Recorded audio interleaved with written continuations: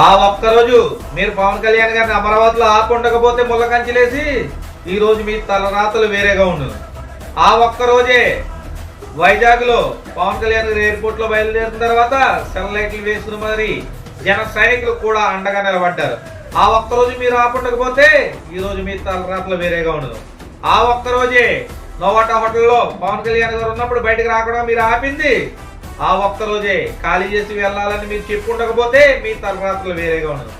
ఆ ఒక్కరోజే పవన్ కళ్యాణ్ గారు ఎవరైతే నారా చంద్రబాబు నాయుడు గారు ఉన్నారో ఆయన అన్యాయంగా అరెస్ట్ చేసి లోపల పెట్టినప్పుడు ఆ ఒక్కరోజే పవన్ కళ్యాణ్ గారు వ్యతిరేకించి లోపలికి వెళ్లి మద్దతు తెలిపి ఆ ఒక్కరోజే మీ తలరాతలు తిరగరాశాడు. ఆ రోజు ఆ ఒక్కరోజే మీ భవిష్యత్తు అంధకారైంది. ఆ ఒక్కరోజే మీ రాజ్యం కుప్పకూలింది.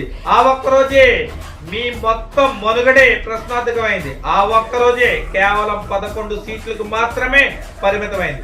ఆ ఒక్కరోజే ఖచ్చితంగా గుర్తుంచుకోండి. ఇప్పటికే కాదు ఎప్పటికీ కూడా మీరు కోలుకోలేని దెబ్బ కొట్టిన రోజు అది రాసుకుని ఏదైతే పవన్ కళ్యాణ్ గురించి తప్పుడుగా వాగారో పవన్ కళ్యాణ్ గారి గురించి చాలా మీరు మాట్లాడిన విధానం కానీ ఆ ఒక్కరోజే